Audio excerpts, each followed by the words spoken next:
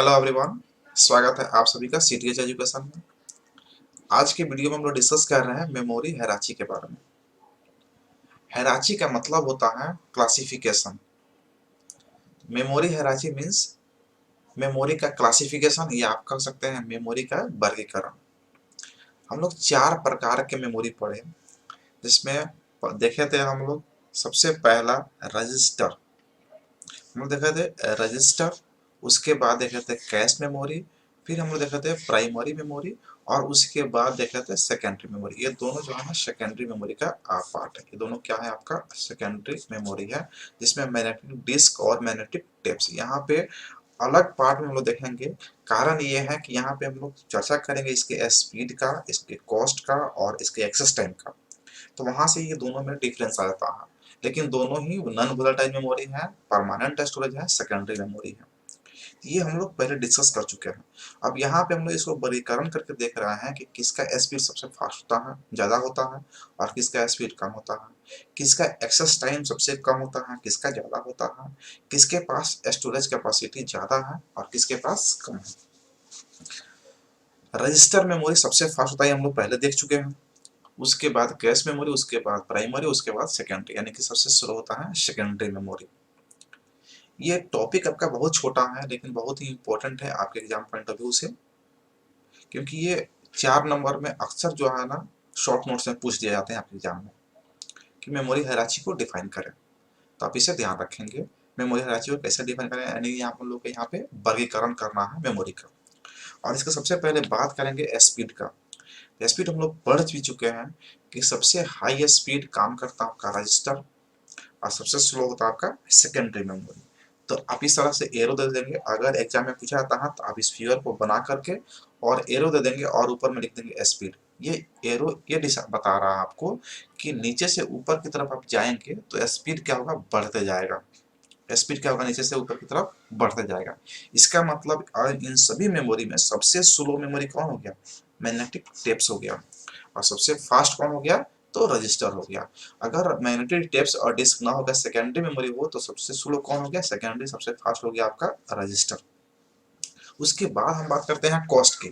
तो कॉस्ट में बात करेंगे तो जो सबसे फास्ट होगा वही कॉस्टली भी आएगा।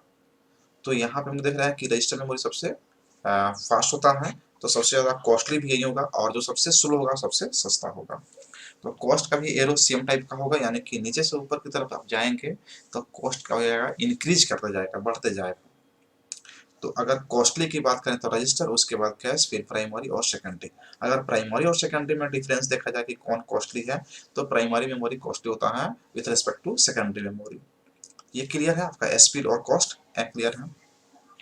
नेक्स्ट होता है, हम लोग बात करेंगे स्टोरेज की, कि स्टोरेज जो कैपेसिटी है किसके पास कम है, किसके पास ज्यादा है।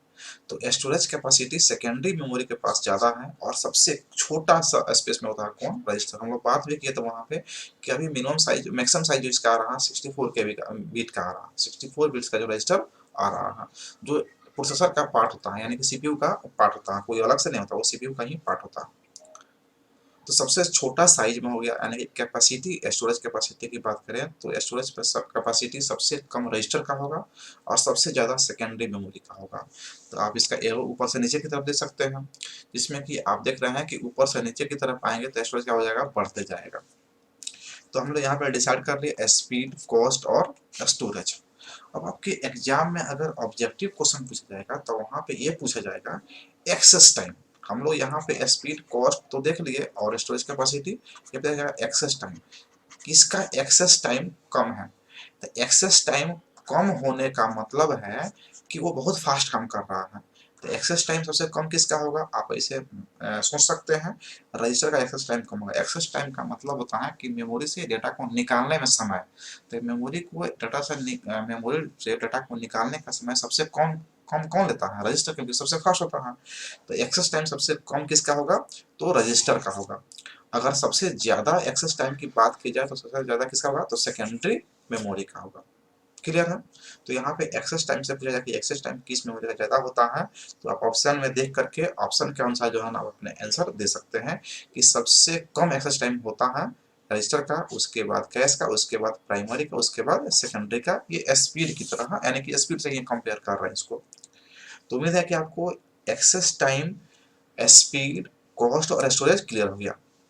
अब इसमें आता है कि अगर एग्जाम में क्वेश्चन पूछा जाता है तो आप लिखेंगे कैसे। तो आप इसी चीज़ को आप जो है ना लिख सकते हैं वहाँ पे मेमोरी हायरार्की में, कि सबसे पहला पॉइंट हो जाएगा memory hierarchy is the classification of computer memory. यानी कि हायरार्की का मतलब हो गया मेमोरी को हम लोग क्लासीफाई कर रहे हैं, यानी कि वर्गीकृत कर रहे हैं।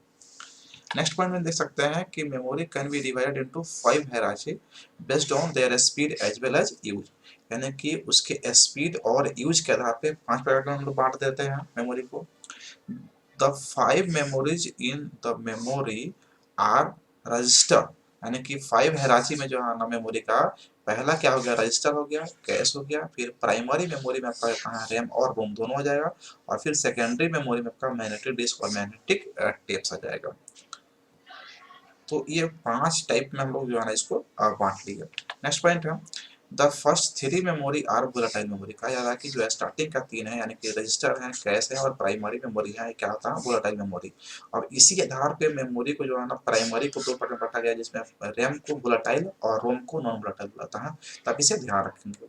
Which mean data is lost when system is shut down. इसका मतलब है वोलेटाइल होने का मतलब है कि उसमें का डेटा लॉस्ट कर जाएगा जैसे ही आपका सिस्टम शट डाउन होगा।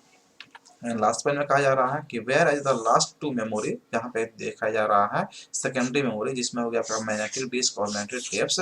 जो 2 मेमोरी और हैं उसको बोलता है नॉन वोलेटाइल मेमोरी, और इसका मतलब होता है कि डेटा उसमें परमानेंटली आप स्टोर कर सकते हैं। पावर अगर शट डाउन भी होता है सिस्टम तो भी उसमें का डेटा लॉस्ट नहीं हो। क्लियर है। तो ये मेमोरी का छोटा सा टॉपिक है। हम लोग का मेमोरी टॉपिक क्लियर हुआ, कंप्लीट हो गया। अब यहाँ से जो है ना ऑब्जेक्टिव जितना प्रैक्टिस करना होगा आप कर सकते हैं। तो मिलते हैं फिर से नेक्स्ट वीडियो में, तब तक के लिए धन्यवाद अंत तक वीडियो देखने के लिए।